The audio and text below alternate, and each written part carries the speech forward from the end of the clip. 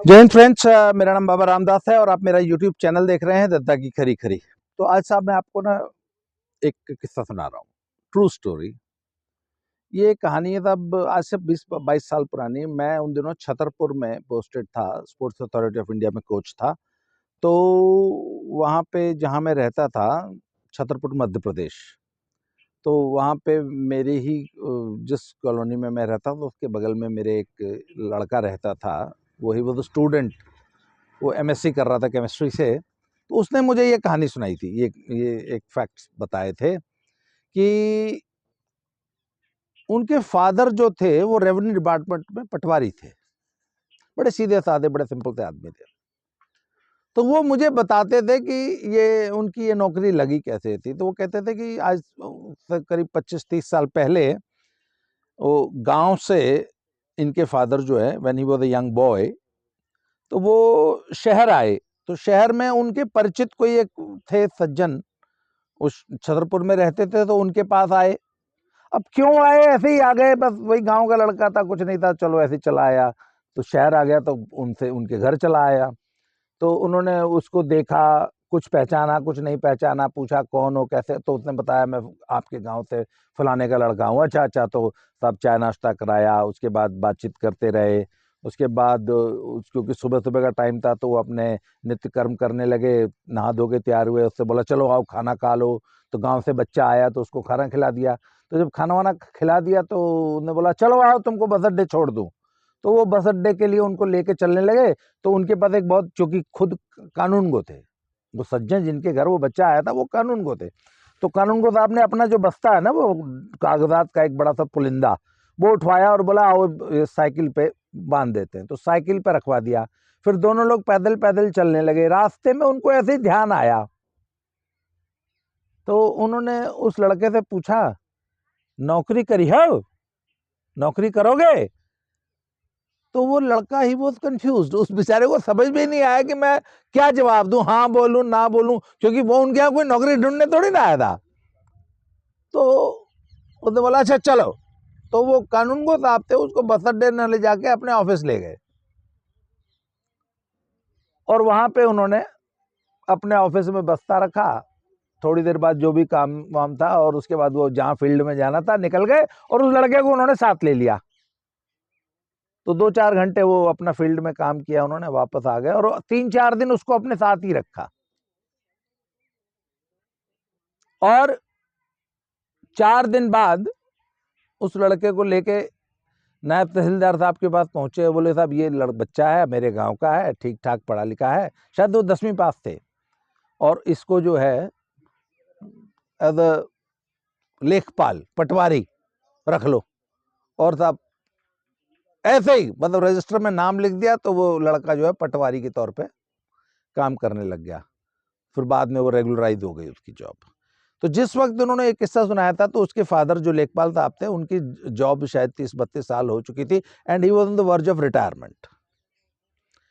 तो ये किस्सा मैंने आपको इसलिए सुनाया कि आज के ज़माने में जब नौकरी की इतनी ज़्यादा मारामारी है, और आज का युवा बेचारा नौकरी के लिए परेशान है, 5-5 साल इंतज़ार करता है, तैयारियां करता है, 20-20 फॉर्म भरता है, नौकरी फिर भी नहीं मिलती, एग्ज़ाम्स नहीं होते। तो उनके लिए ये मैंने किस्सा सुनाया कि भैया पुराने ज़माने में ऐसे नौकरियां मिल जाया करती थी।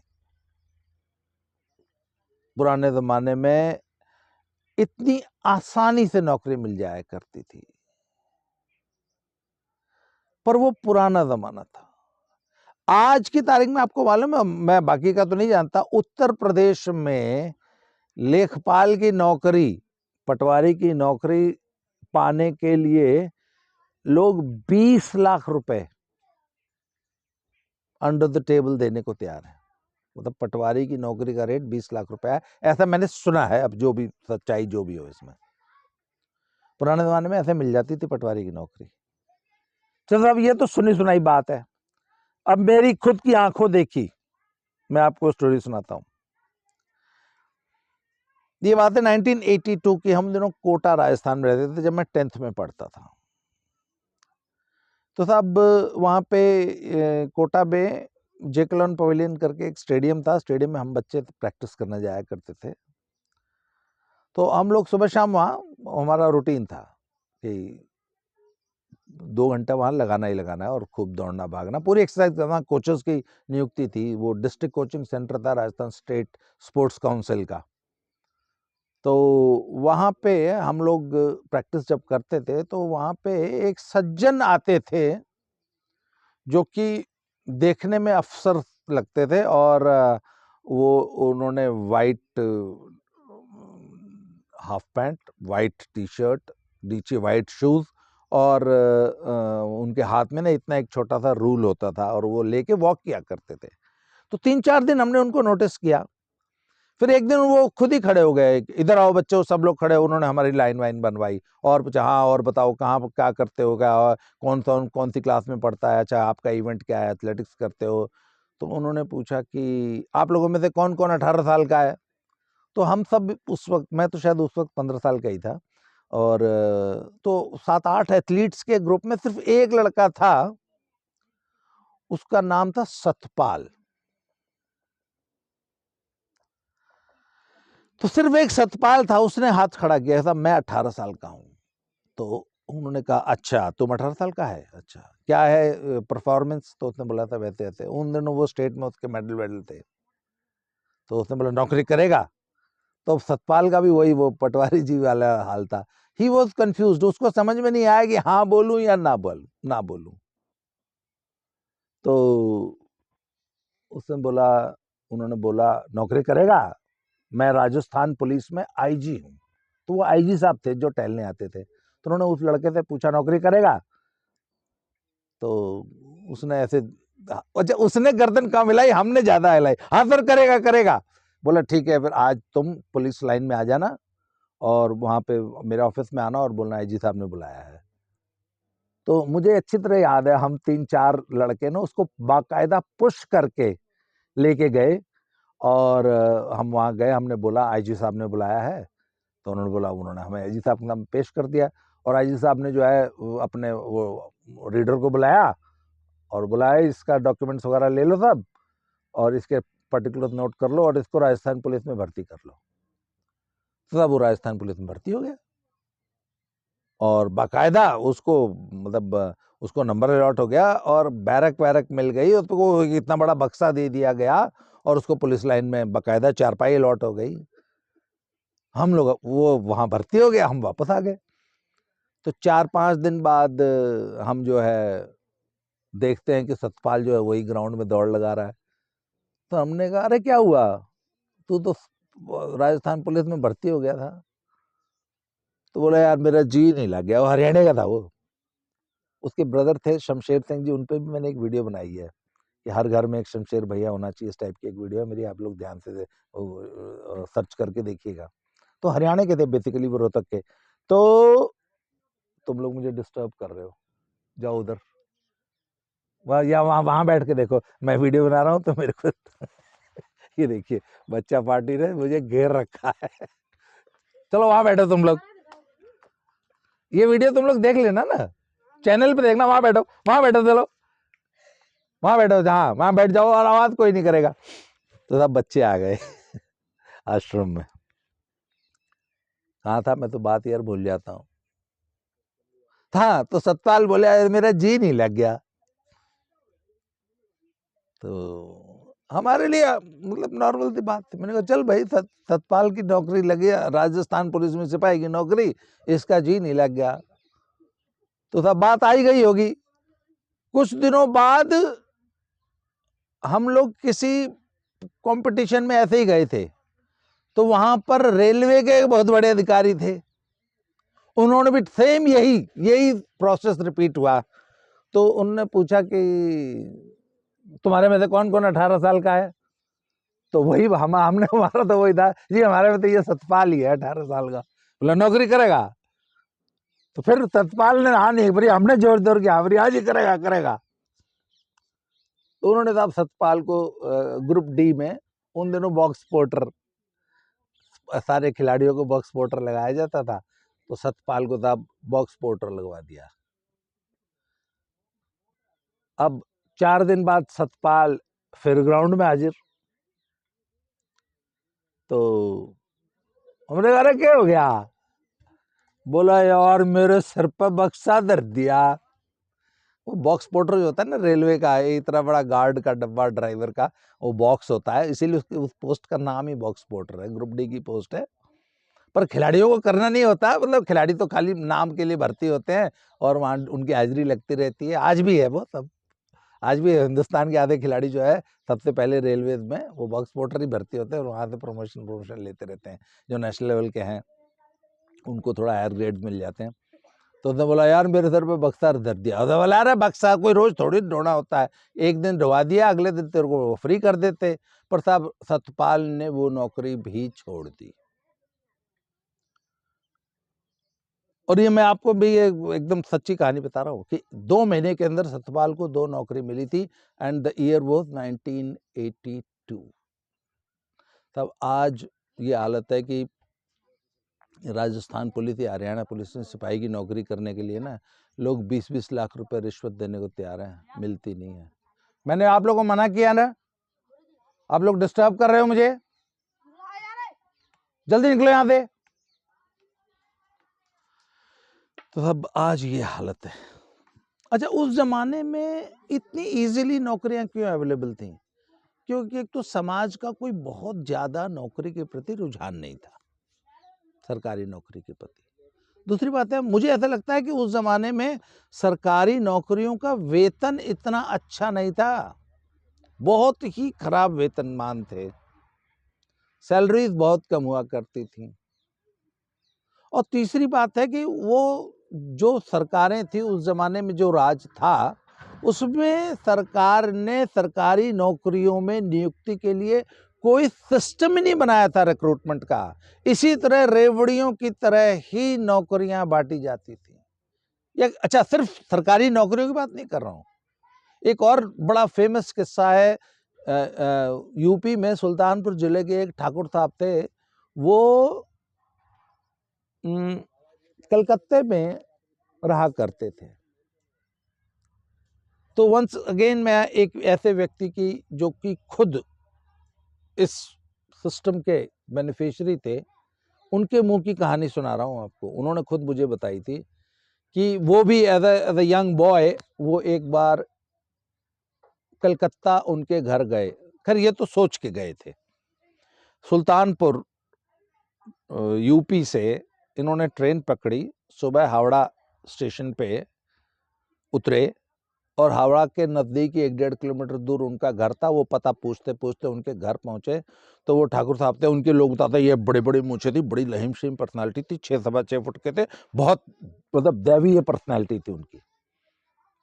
तो उनके घर पहुंचे तो बाद में बताया उन्होंने कि ऐसे 2-4 लड़के उनके यहाँ रोज आया करते थे। तो उनके घर पहुंचे तो वही आओ आओ बैठो बैठो, चाय नाश्ता कराया, भोजन कराया, खुद भी भोजन किया। और 8 बजे फिर वो जब सबको भोजन करा लेते थे उनके घर, इस तरह आए हुए अनजान लोगों को पहले भोजन कराते थे ठाकुर साहब, फिर पूछते थे हाँ बताओ कैसे आए। तो अगर कोई सच्चाता था तो सीधे पूछ लेते थे कि अच्छा नौकरी ढूंढने आए हो? जी हाँ। अच्छा आओ चलो। तो वही अपना झोला उस लड़के को पकड़ा देते थे, खुद आगे आगे वो पीछे पीछे पैदल ही।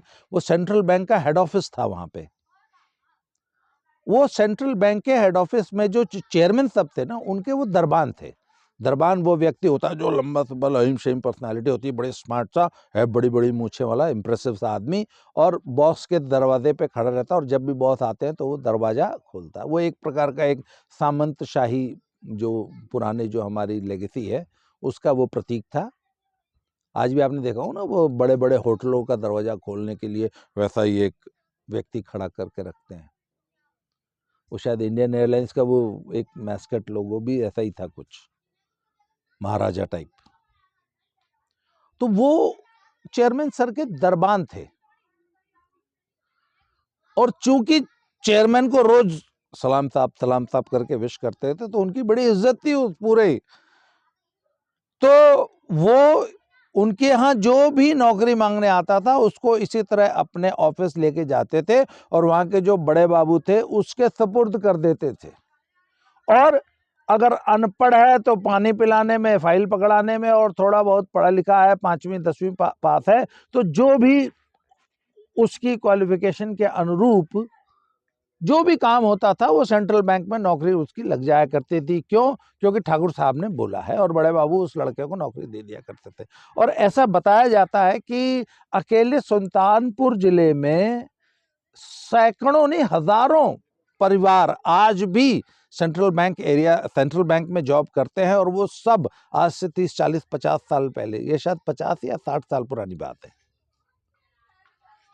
कि आज ठाकुर साहब के लगाए हुए हजारों परिवारों के में बच्चे जो हैं, या उनके आगे बच्चे, या उनके एंसेस्टर्स कभी सेंट्रल बैंक में जॉब करते थे।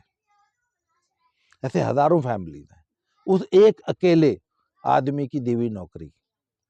और नौकरी कैसे? बस ठाकुर साहब ने बोल दिया। और मुझे तो यहां तक बताया गया कि वो किसी का नाम तक नहीं पूछते थे, क्या कास्ट है, किस गांव से आए हो, कुछ नहीं। जो उनके दरवाजे पे सुबह आ गया उसकी शाम को नौकरी लग जाती थी। अब आज के युग के लड़के जो बेचारे नौकरी के लिए तरस रहे, और जिनको ये एक गलतफहमी है कि सरकारी नौकरी ही एकमात्र जीवन का उपाय है, उनको ये कहानियां बड़ी मतलब अजीब सी लग रही होंगी, अनबिलीवेबल स्टोरीज लग रही होंगी, पर साहब ये सच है। पर सच ये है कि वो पुराना जमाना था, पुराने जमाने में ऐसी नौकरियां मिला करती थी, अब नहीं। वो पुराना भारत था, उस पुराने भारत में कोई सिस्टम ही नहीं था, सारा काम ऐसे बिना सिस्टम के ही होता था। एक और किस्सा मैं बता देता हूँ, ये बात है 1978 की। इमरजेंसी शायद खत्म नहीं हुई थी, अभी लगी हुई थी। तो सब बनारस के कांग्रेस के नेता कमलापति त्रिपाठी उन दिनों रेल मंत्री हुआ करते थे, बहुत सारे पुराने लोगों को याद होगा। तो उनकी बहू जी थी, उनकी बहू थी, शायद लोकपति त्रिपाठी की वाइफ थी, उनका नाम था बहू जी। मुझे याद है उस जमाने में 2500 रुपए लेकर उनके घर से एक पर्ची लिख दी जाती थी, और जो उनको 2500 दे देता था उस लड़के को गार्ड और टीटी की नौकरी दे दी जाती थी बनारस में। 2500 का रेट था। This was in 1978। आज के तारीख में अगर उस जमाने के इन्फ्लेशन के हिसाब से अगर 2500 रुपये को एडजस्ट किया जाएगा तो मेरे हिसाब से साहब उस जमाने का 600 6 3-4 लाख रुपए हो जाएगा उस जमाने में। हालांकि 2500 भी बड़ी रकम थी इसका मतलब, पर मुझे याद है 2500 रुपये का रेट था। 2500 रुपये में बहू जी बनारस में गार्ड और टीटी की नौकरी दिया करती थी।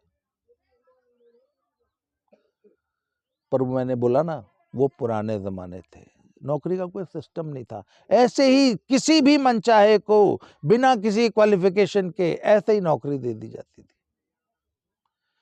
भजनलाल के बारे में एक बड़ा मशहूर किस्सा है, भजनलाल हरियाणा चीफ मिनिस्टर, उन्होंने अपने ऐसे ही किसी परिचित लड़के को बस का कंडक्टर लगा दिया हरियाणा रोडवेज में। तो 2-4 दिन बाद उनको किसी ने फोन करके या जैसे भी बताया कि अरे सर वो तो जो आपने लड़का भेजा था वो तो जमा ही अनपढ़ है, और उस पर तो टिकट भी नहीं बनानी आ रही रोडवेज की, क्योंकि रोडवेज की टिकट ना अभी भी, आज से कुछ साल पहले तक भी, वो बहुत सारी पर्चियों को मिला के, मान लीजिए 60 रुपये किराया है तो एक 50 की, एक 10 की, 58 रुपये किराया है तो एक 50 की टिकट लेगा, या 50 की नहीं है तो 2 20-20 की लेगा, एक 10 की लेगा, एक 5 रुपये की लेगा, एक 2 रुपये की लेगा, एक 1 रुपये की लेगा, सारी टिकटें इकट्ठी करके 58 रुपये टिकट बनाएगा। ऐसा सिस्टम था। तो बोला जी ये तो इतना अनपढ़ है, इस पर तो टिकट भी नहीं बन रही।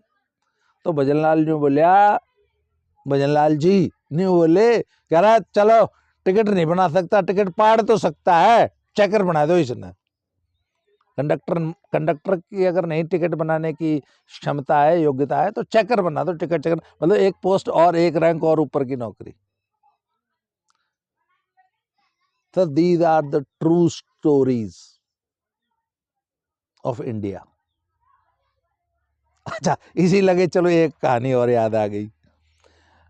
भिवानी में रहते थे हम लोग 1986 में, तो ये बात है 1984 या 85 की, यस लगभग 84-85 की रहेगी, क्योंकि 86 में हमने सुनी थी।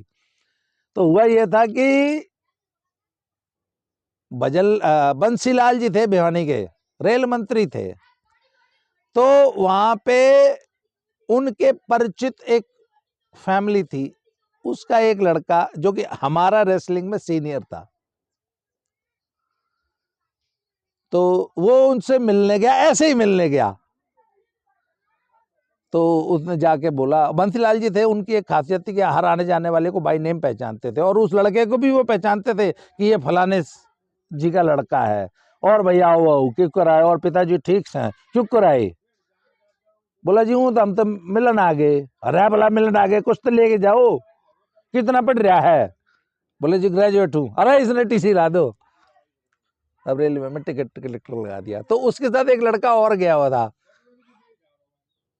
ये मैं एकदम, आपको विश्वास नहीं होगा इस कहानी पे। तो उसने बोला जी यो मेरा मेरे के लिए आ रहा है छोरा, मेरा दोस्त है, इसने मिला दो। अरे बोला इसने मिला दो रे। उन दोनों को रेलवे में टिकट कलेक्टर लगा दिया। फिर वो हमारे साथ वाला तो उसको टिकट कलेक्टर की नौकरी पसंद नहीं आई थी, फिर बाद में वो साई कोच हो गए थे, और अब रिसेंटली करीब 2-3 साल पहले एज अ साई कोच वो रिटायर हुए। नाम जानबूझ के नहीं लूंगा। तो तब पुराने जमाने में ऐसे नौकरियां मिला करती थी, पर भाइयों वो पुराना जमाना था। उस जैसा कि मैंने बताया, उस जमाने में तो कोई सिस्टम ही नहीं था, ऐसे ही अपने रेवड़ी की तरह नौकरी अपने चहेतों को बांट दी जाती थी। मेरिट नाम की कोई चीज नहीं थी। ऐसा हिंदुस्तान बनाया था इंदिरा जी ने और राजीव जी ने और नेहरू जी ने। भैया आप आज जी रहे हो, आज का हिंदुस्तान है ये सन 2022 का हिंदुस्तान है। अब भारत सरकार सरकारी नौकरी नाम की चीज ही खत्म कर रही है। अब सरकारी नौकरी इस देश में नहीं देगी सरकार, आई समझ में? इसलिए अब भूल जाओ, पुराने जमाने में मिल जाती थी, वो पुराना भारत था। और आप लोग, जो लोग आज भी सरकारी नौकरी की आस में जी रहे हैं, आपको लगता है कि आज भी आपको सरकारी नौकरी मिल जाएगी, तो अब तो सरकारी एक तो नौकरी लेने का प्रोसेस इतना जटिल, और क्योंकि अब तो सही से नौकरी मिल रही है ना, अब तो मेरिट से नौकरी मिल रही है, इसलिए आपको मेरिट में आना पड़ेगा। मेरिट में आओगे एक तो तब नौकरी मिलेगी, और दूसरी बात है भारत ये आज की गवर्नमेंट वैकेंसी निकालेगी ही नहीं, चाहे स्टेट गवर्नमेंट हो चाहे सेंट्रल गवर्नमेंट हो, वैकेंसी ही नहीं निकालेगी। क्यों? क्योंकि वो जानती है कि किसी को सरकारी नौकरी देना मतलब सरकारी दामाद बना के पालना। आज की सरकार किसी को सरकारी दामाद बना के नहीं पालना चाहती, इसलिए आज की सरकार आपको सरकारी नौकरी नहीं देगी। और अगर वैकेंसी निकालेगी भी तो भैया वही बात है, एक पद के लिए 1 लाख लोग अप्लाई करेंगे, उन 1 लाख लोगों की मेरिट में आना पड़ेगा।